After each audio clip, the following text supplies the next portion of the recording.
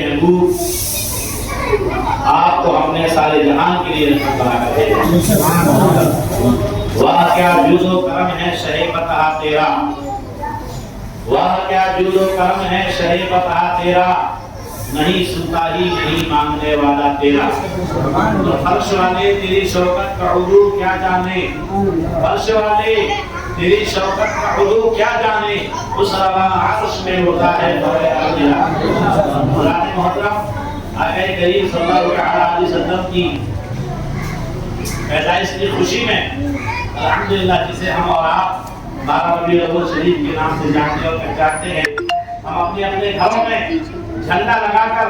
یہ اپنے عقیدت کا اظہار کرتے ہیں۔ اس لیے جھنڈا لگاتے ہیں کہ سب سے پہلے جھنڈا لگانا حضرت جبریل امین کی سنت ہے۔ اللہ کی جانب سے حکم ہوا، رب العالمین کے محبوب صلی اللہ علیہ وسلم نے ارشاد فرمایا،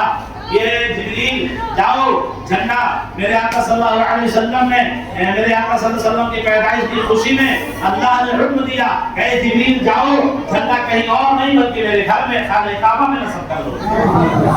تو سب سے پہلے جھنڈا جو لگایا گیا خانہ کعبہ میں لگایا گیا، اور یہ خوشی کا اظہار بنایا کیا گیا کہ ہمارے نبی کی ولادت ہو رہی ہے۔ سبحان اللہ۔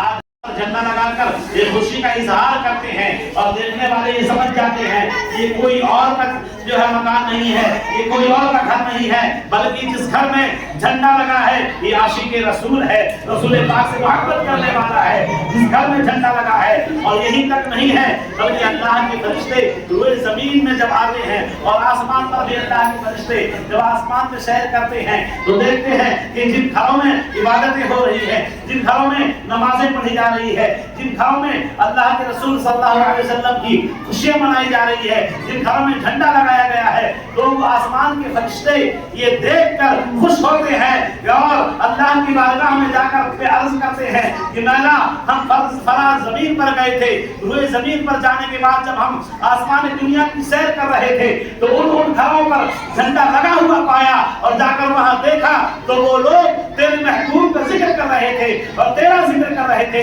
اور تیرے محبوب پر درود پڑھ رہے تھے۔ اللہ وحدہ لا شریک خوش ہوتا ہے، اللہ فرماتا ہے اے فرشتوں گواہ ہو جاؤ جو میرے محبوب کی عشق میں جھنڈا لگائے ہیں، جو میرے محبوب کے عشق میں درود پڑھ رہے ہیں، میں انہیں بخش دیا ہوں، انہیں جنت۔ تو آپ اندازہ لگا لیجئے میرے محبوب پر درود پڑھنا یہ کسی اور کی سنت نہیں ہے بلکہ کس کی سنت ہے؟ خالق کائنات کی سنت ہے، اللہ کی سنت ہے۔ اللہ رب العزت خود اپنے محبوب پر درود پڑھ کر بتایا ان اللہ و ملائکتہ یصلون علی النبی یا ایھا الذین آمنوا صلوا علیہ وسلموا تسلیما۔ اے ایمان والو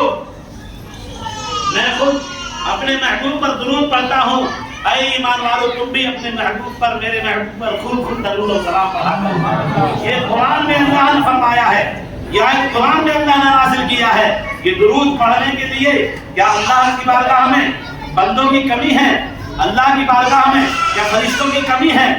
کیا درود پڑھنے کے لیے اللہ آپ کو معلوم نہیں ہے؟ اور 70,000 فرشتے شام آتے ہیں اور جو فرشتہ ایک بار آتا ہے اسے دوبارہ موقع نہیں دیا جاتا۔ آپ اندازہ لگاؤ کہ اللہ کے کتنے فرشتے ہیں، کتنے لاکھوں کروڑوں اربوں فرشتے ہیں کہ اللہ رب العزت اپنے محبوب کی بارگاہ میں پیدا کر کے روزانہ 70,000 فرشتے صبح پیدا کرتے ہیں اور روزانہ شام بھیجا کرتے ہیں۔ اور ہماری اور آپ کی مشترکہ خوش نصیبی ہے کہ اگر ہم اپنے گھر پر جھنڈا لگاتے ہیں، اپنے گھر پر جھنڈا نصب کرتے ہیں تو ہمیں یہ خوشی ہوتی ہے، اور ہمیں ہمارے محبوب صلی اللہ علیہ وسلم کی عشق میں اگر ہم جھنڈا لگا کے اپنے آپ کو یہ پیش کرتے ہیں کہ ہم اپنے آقا کے دیوانے ہیں، ہم اپنے نبی کے دیوانے ہیں، ہم اپنے نبی کے غلام ہیں، ہم اپنے نبی سے عشق کرنے والے ہیں، تو یقین جانیے آپ کی گواہی کوئی اور نہیں دیتا بلکہ اللہ کے فرشتے گواہی دیتے ہیں۔ آج ہم اور ہم اپنے بچوں کا، اپنے گھر میں اپنی بیٹیوں کا، اپنا خود کا برتھ ڈے مناتے ہیں، چاہے وہ شرابی بچہ ہو، شرابی باپ ہو، تب بھی اپنے بیٹے کا برتھ ڈے مناتا ہے، چاہے وہ آپ جو ہے چاہے انگلینڈ چلے جائیے، چاہے پاکستان چلے جائیے، چاہے آپ جو ہے انگلینڈ چلے جائیے، چاہے دبئی چلے جائیے، چاہے उधर चले गए। पूरी दुनिया में आप चाहे जहां हादसा करेंगे तो अपने बच्चों का, अपने बेटों का, अपनी बीवी का, अपने घर वालों का बर्थडे मनाते हैं और खुशी का इजहार करते हैं। ये कहीं किताब में बर्थडे मनाना नहीं लिखा है, लेकिन हमारे नबी की पैदाइश में हमें खुशी मनाना कहीं और नहीं बल्कि अल्लाह ने कुरान में इरशाद फरमा दिया है। कुरान में इरशाद फरमाया है कि तुम अपने बर्थडे मनाओ या ना मनाओ, लेकिन मेरे इश्क से मोहब्बत करना ये हमारी ईमान की अलामत हुआ करती है। हम अपने महबूब से मोहब्बत करना, हम सारे लोग, हमें बच्चों से, हम अपनी बीवी से, हम अपने औलाद से, हम अपने खानदान वालों से, यानी सबसे ज्यादा मोहब्बत अगर अपने महबूब से नहीं होगी तो हमारा ईमान मुकम्मल नहीं होगा। ये कहीं और नहीं लिखा है बल्कि अल्लाह ने कुरान में नाज़िल फरमा दिया है कि सबसे ज्यादा मोहब्बत, अपने जान ईमान से ज्यादा मोहब्बत तो कुछ न था, वो जो न थे तो कुछ न था, वो जो न हो तो कुछ न हो, जान है वो जहान की, जान है तो जहान है। आला हज़रत क्यों फरमाते हैं, मेरे मुर्शिद सरकार दानिश बदल तरीका अलैहि रहमत व रिज़वान पूरी जिंदगी इसके रिसालत में गुजार दी और आपने इरशाद फरमाया इश्क शहर रुखे का नाम लेके चलो, अंधेरी रात से भी चराग लेके चलो। आप अंदाजा फरमाइए कितनी बड़ी बात। सरकार आला हज़रत मुजद्दिदीन इमाम अहमद रज़ा खान फाज़िल बरेलवी फरमाते हैं कि जान है वो जहान की, जान है तो जहान है। उसे पता चला कि हम अपने औलाद से ज्यादा, हम अपने वालिद से ज्यादा, हम अपने माँ से ज्यादा, हम अपने खानदान में सबसे ज्यादा अगर किसी से मोहब्बत करना है तो किसी और से नहीं करना है, क्योंकि हमें अपने नबी जनाब मोहम्मद रसूलुल्लाह से मोहब्बत करनी है, उनसे अकीदत रखना है। इसलिए ये पूरी दुनिया आप देखें, मेरे नबी की सदक़े में ये ज़मीन बनाई गई, मेरे नबी की सदक़े में ये आसमान बनाया गया, मेरे नबी के सदक़े में ये सितारे बनाए गए, मेरे नबी के सदक़े में ये सूरज बनाया गया, मेरे नबी के सदक़े में ये चांद बनाई गई। यानी पूरी दुनिया को अल्लाह ने अगर सजाया है तो किसी और के लिए नहीं बल्कि अपने महबूब जनाब मोहम्मद रसूलुल्लाह के लिए सजाया है।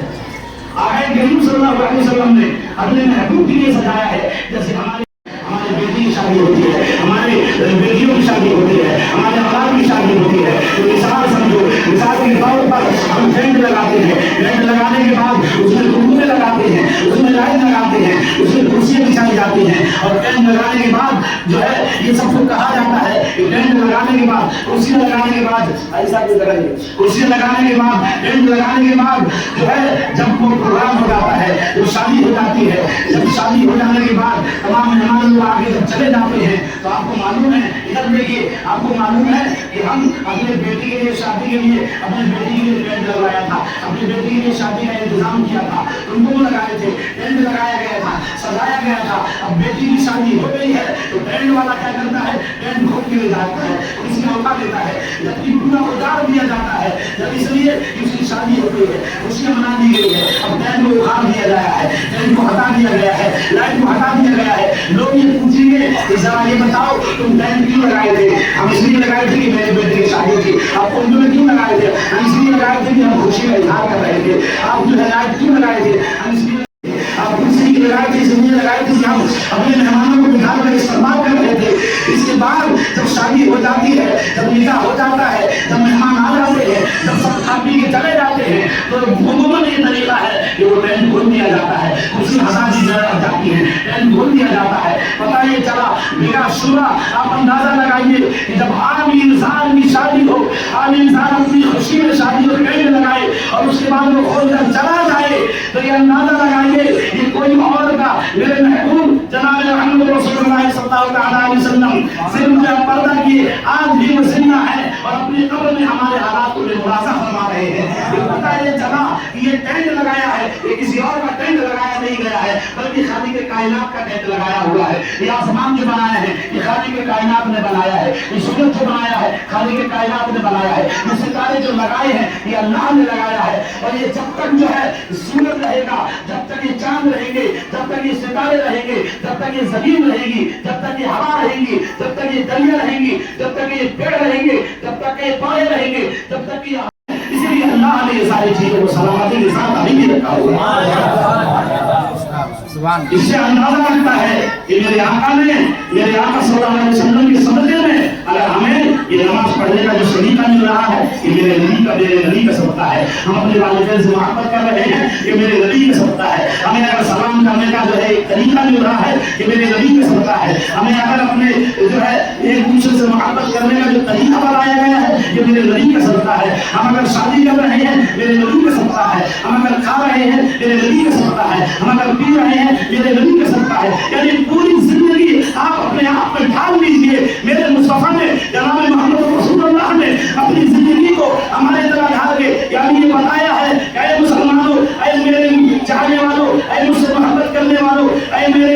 جو ہے امتیوں، سنو میں تمہارا نمونہ عمل بن کر آیا ہوں اور وہ پوری ساری چیز اپنے نمونہ عمل کر کے تمہیں دکھا دیا ہوں۔ گویا تمہیں اپنی طبیعت سے زندگی کو نہیں چلانا ہے، مصطفیٰ کی شریعت سے زندگی کو چلانا ہے۔ مصطفیٰ نے قرآن میں ارشاد فرما دیا ہے جو ہے کہ جس طرح سے آپ کو کھانا ہے، جس طرح سے پینا ہے، جس طریقے سے سونا ہے، جس طریقے سے اٹھنا ہے، جس طریقے سے جاگنا ہے، یعنی پوری زندگی آپ کو اپنی طبیعت سے نہیں چلا رہا ہے، دنیا کے اندازہ سے۔ آپ اندازہ لگا لیجیے اگر ایک قیدی جیل میں جب کوئی جاتا ہے، قید ہوتا ہے تو اپنی طبیعت سے جیل میں اپنی طبیعت سے وہاں پہ زندگی نہیں گزار سکتا ہے۔ وہاں کا جیلر ہوتا ہے، یہ بتاتا ہے، گھنٹی لگاتا ہے، یہ کھانے کا ٹائم ہے، یہ پینے کا ٹائم ہے، یہ سونے کا ٹائم ہے۔ گویا دنیا کی جیل میں رہ کر اپنی طبیعت سے، وہاں جیل میں رہنے والا انسان اپنی طبیعت سے زندگی کو نہیں گزار سکتا ہے۔ میرے آقا جناب محمد رسول اللہ نے ارشاد فرمایا ہے کہ مومن کے لیے یہ دنیا مومنوں کے لیے قید خانہ ہے، یہ دنیا مومن کے لیے قید خانہ ہے۔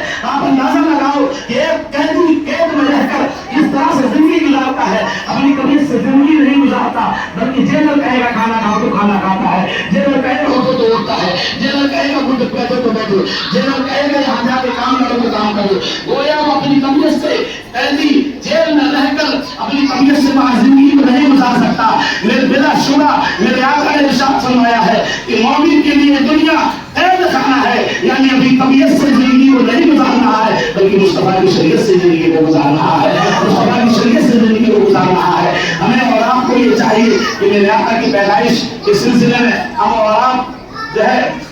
جو ہمیں پتا ہے انشاءاللہ آج چاند جیت جائے گا اور جیت جانے کے بعد سب لوگ اپنے اپنے گھروں پر جھنڈے لگائیں گے۔ ہاتھ اٹھا کر دیجیے، جھنڈے لگانا کسی اور کی سنت نہیں ہے، جھنڈے لگانا میرے رب خالق کائنات کی سنت ہے، سبحان اللہ۔ اور جھنڈے لگانے کے بعد ہی رسول سے عاشق کرنے والے ہیں، لوگ یہ کہتے ہیں کہ تم حضور جو اپنے گھروں میں تم بھی لگا رہے ہو، حضور کی اپنے گھروں میں جھنڈے لگا رہے ہو۔ ارے نادان سنو، جب تمہارے بیٹے کی شادی ہوتی ہے، جب تم عقیقہ کرتے ہو، جب تم جو ہے اپنے گھروں میں کچھ خوشی کا اظہار کرتے ہو تو تب آپ کو خصوصی سچی نظر نہیں آتی۔ جب آپ شادی کرتے ہو، جب وہاں بداعت کرواتے ہو تب آپ کو خصوصی جو ہے خصوصی سچی نظر نہیں آتی۔ آخر میرے آقا کے پیدائش کی خوشی کے موقع پر ہی کیوں فضول خرچی آپ کو نظر آتی ہے؟ فضول خرچی نہیں ہے بلکہ میرے آقا سے محبت کرنے کی عشق کرنے کی ایک نشانی ہے جو ہم اپنے گھر میں لگاتے ہیں، اور وہی نشانی کو فرشتے بھی دیکھ کر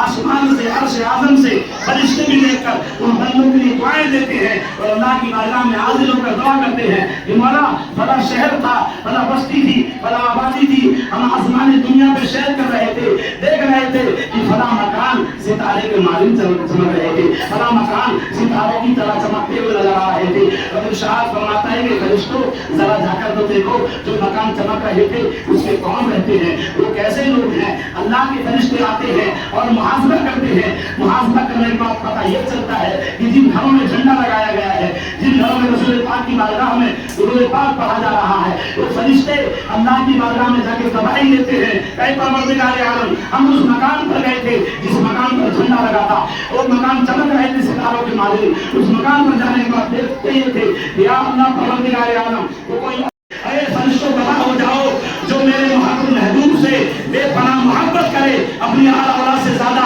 اور محبت کرے تو میں انہیں بخش دیا ہوں، میں انہیں جنت عطا کر رہا ہوں۔ تو آپ اندازہ فرمائیے اسی شان و شوکت کے ساتھ جس طریقے سے ہمارا عطر نگر محلہ آباد تھا، جس طریقے سے ہم لوگ شان و شوکت کے ساتھ جلوس محمدی صلی اللہ علیہ وسلم نکالا کرتے تھے، ویسے ہی شان و شوکت کے ساتھ ہمیں اور آپ کو جلوس محمدی نکالتا ہے۔ اس کی پیروکاری کرنے کے لیے جماعت رضا مصطفیٰ کی کمیٹی یہاں بنائی گئی ہے۔ الحمدللہ ہمارے اکبر نگر کے تمام نوجوان جو ہے بیٹے نوجوان بچے اور اس میں تمام بڑے لوگ بھی ہیں جن سے مشورہ اور ہر چیز لے کر عالیشان پیمانے پر جلوس محمدی نکالا جائے گا اور بڑا سے بڑا پروگرام بنایا جائے گا جس کے لیے آپ لوگ تیار ہیں ہی نہیں. آپ اٹھا کر بتائیں ہر سال جس طرح ہوتا تھا ہر سال جس طرح پروگرام ہوتا تھا اس ہر سال ہر انسان ترقی کرتا ہے. آج سب سے پہلے جب ہم تھے تو ہمارے پاس سائیکل تھی ہم سائیکل سے چلا کرتے تھے. اس کے بعد اور ترقی ہوئی تو ہم لونا لیے ہم مولے سے چلتے تھے. اس کے بعد اور ترقی ہوئی تو ہم اسکوٹر لیے اسکوٹر سے چلتے تھے. اس کے بعد اور ترقی ہوئی ہیرو ہانڈا لیے سٹی بیلنس لیے. اس کے بعد اور ترقی ہوئی تو سپر اسپلینڈر لیے. اس کے بعد اور ترقی ہوئی تو فور ویلر پہ چل رہے ہیں. اس سے اور ترقی ہوئی تو انسان بچہ ہوتا ہے بچے سے بڑا ہوتا ہے بڑا سے جوان ہوتا ہے جوان سے بوڑھا ہوتا ہے بوڑھا ہونے کے بعد انتقال کر جاتا ہے. یہ دنیا کا نظام ہے. ہم بچے ہیں بچے ہیں تو ہمیں سب سے پہلے تعلیم حاصل کرنے کے لیے ہمیں مدرسہ جانا پڑے گا. جب ہم مدرسے میں جا کے علم حاصل کر لیں گے ہمیں وہ علم حاصل کرا دیا جائے گا جب ہمارا ایمان مکمل وضو کیا ہے فرائض جو ہے نماز کیا ہے واجبات نماز کیا ہے یہ ساری چیزیں جب معلوم ہو جائے گی تو ہم اللہ کے گھر میں آ کے سجود رکوع کریں گے سجدہ کریں گے قیام کریں گے قاعدہ کریں گے تاکہ ہماری نماز مکمل ہو جائے. اگر کوئی بغیر پڑھا ہوا مسجد میں آئے اور نماز پڑھے جسے یہ بھی معلوم نہیں ہے کہ واجبات نماز کیا ہے جو ہے فرائض نماز کیا ہے فرائض غسل کیا ہے جب انہیں حقیقت میں یہ چیز معلوم نہیں ہوگی تو آپ یہ بتاؤ اگر کسی کو کوئی چیز جانکاری نہیں ہوگی یہاں سے ہم کو جانا ہے جو ہے ٹیلی پوریا تک سفر کرنا ہے کسی انسان کو اگر ہم بتا دیں کہ یہاں سے ٹیلی پوریا گاڑی لے کے چلے جاؤ جو راستہ نہیں دیکھا ہے تو وہ سہارا لے گا گوگل کا یا کسی سے پوچھتا ہوا چلا جائے گا. اسی طرح مثال کے طور پر سمجھو سب سے پہلے قرآن میں اللہ نے اقرأ باسم ربک الذی خلق الانسان جو آیت نازل کیا ہے. اے مومن بندہ جیسے ہی پیدا ہوتا ہے سب سے پہلے وہ کوئی اور چیز کا ذکر نہیں ہے پڑھو کا ذکر ہوتا ہے. تو اقرأ باسم ربک الذی خلق الانسان یہ انسان پڑھ جب آدمی پڑھ لے گا تبھی وہ راستے پر چلے گا. جب علم حاصل ہو جائے گا تب اسے معلوم ہوگا کہ والدین کے حقوق کیا ہے استاد کے حقوق کیا ہے اپنے بڑوں کے ساتھ کیا سلوک کرنا چاہیے نماز میں ہم کیا پڑھنا چاہیے. قرآن پڑھنے والے انسان جب اگر قرآن کو قرآن ترتیل کے حساب سے جب قرآن بھی نہیں تعلیم ہوگی قرآن بھی نہیں پڑھا ہوگی تو یہ نماز کامل نہیں ہو سکتی. قرآن پڑھ لیے ہماری نماز ہو گئی. اور اندازہ فرماؤ جو مدرسے میں پڑھنے والے بچے ہیں جن پہ کتابوں میں آیا ہے جن کے لیے حضرت جبریل علیہ السلام بھی پر بچھاتے ہیں اللہ اکبر اتنی بڑی بات. ایک اگر حافظ قرآن کسی بستی سے گزر جائے تو اس بستی کے قبرستانوں میں 40 دن تک عذاب اٹھا لیا جاتا ہے. حدیث میں کیوں آیا ہے مہمان رسول بچپن سے اتنی محنت کیا کرتے ہیں انہیں کھانا ملے یا نہ ملے انہیں سبق سنانا ہے انہیں روٹی ملے یا نہ ملے انہیں سبق سنانا ہے انہیں جو ہے چائے ملے یا نہ ملے لیکن انہیں استاد مار پیٹ کے سبق سننا ہے. یعنی وہ مکمل طور سے سبق یاد کر کے اپنے استاد کو سناتے سناتے رات و دن ایک کرتا ہے. بچہ جب مدرسے میں جاتا ہے تو جب اس وقت چلا جاتا ہے 6-7 سال کی عمر میں جب تک نماز اسے فرض نہیں کی جاتی ہے پھر بھی بچہ نماز پڑھ رہا ہے. ابھی نماز فرض نہیں ہے سنت پڑھ رہا ہے نفل پڑھ رہا ہے فرض پڑھ رہا ہے عبادت پہ عبادت کر رہا ہے. پتہ یہ چلا کتابوں میں یہ آیا کہ جن بچوں پر نماز فرض نہیں ہے وہ بچہ نیکی کر رہا ہے عبادت کر رہا ہے اس کا پورا ثواب ان کے والدین کو اللہ عطا فرما رہا ہے ان کے والدین کو عطا فرما رہا ہے. تو دنیا میں بھی اللہ رب العزت ان کے والدین کو رتبہ جو ہے بلند کر رہا ہے. اور وہی بچہ اگر حافظ قرآن ہو جاتا ہے قاری قرآن ہو جاتا ہے تو وہی بچہ اپنے والدین کی عظمت کو سمجھتا ہے اور وہی بچہ مرنے کے بعد آپ کے بخشش کا ذریعہ ہوگا. اور وہی بچہ جب میدان محشر میں نفسی کا عالم ہوگا بیٹا باپ سے بھاگے گا باپ بیٹے سے بھاگے گا تو قرآن لیے ہوئے کھڑا ہوگا اور اللہ کی بارگاہ میں کہے گا اے پروردگار عالم یہی قرآن ہے میرے والدین نے پڑھایا ہے یہی قرآن ہے میرے استاد نے پڑھایا ہے یہی قرآن ہے میرے تمام رشتے داروں نے پڑھایا ہے یہی قرآن ہے جو لوگ مدد کرتے تھے ان کے تعاون اور چندہ سے میں قرآن کو حاصل کیا ہوں. رب ارشاد فرمائے گا اے بچہ قرآن کو سنا اللہ اکبر جب اللہ کے قرآن وہ بچہ پڑھے گا اور اللہ کا ارشاد ہوگا کہ اور پڑھو جب وہ پڑھتا چلا جائے گا اس کے بعد حکم ہوگا اب تو کیا چاہتا ہے قرآن پڑھ رہا ہے حکم ہوگا تو کیا چاہتا ہے وہ بچہ کہے گا اے پروردگار عالم میں اپنے والدین کی بخشش چاہتا ہوں سبحان اللہ چاہتا ہوں مجھے جو نام چندہ دے کے کھلایا پلایا ہے میں ان کی بخشش چاہتا ہوں. رب ارشاد فرمائے گا اے بچے تو جس کی بخشش چاہتا ہے ایک دو نہیں بلکہ 10 ایسے خاندان جن پر جہنم واجب ہو چکی اوپر سے چلاتا ہوا نظر آئے گا. تو آپ اندازہ فرمائیے یہی سوچ کو رکھتے ہوئے, یہی فکر کو رکھتے ہوئے ہم نے الحمدللہ بسن پوری میں مدرسہ قائم کیا ہے. اکبر نگر کوٹ جانے کے باوجود بھی ہمیں بڑی فکر ہوئی کہ آج بسن پوری میں الحمدللہ آپ سب کے بچے پڑھ رہے ہیں. جو 100 روپیہ 200 روپیہ کی فیس نہیں دے پاتے, 4 لوگ پڑھانے والی کی تنخواہ, بجلی کا بل یا اس کے علاوہ اور بھی جو ضروریات چیز ہے,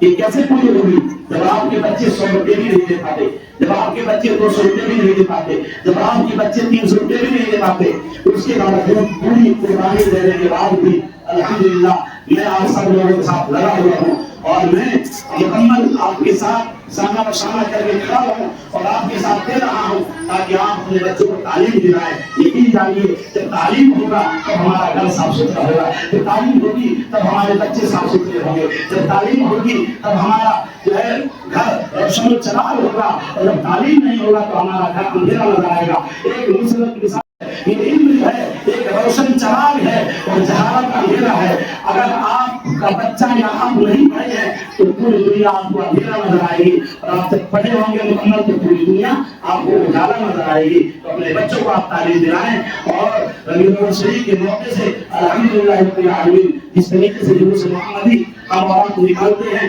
ویسے شان و شوکت سے جلوس نکالا جائے گا. اور ان جو ہے پروگرام جو کرایا جاتا ہے الحمدللہ ربیع الاول شریف کے موقع سے عالمی پروگرام اچھی شہرت سے اچھے بہتر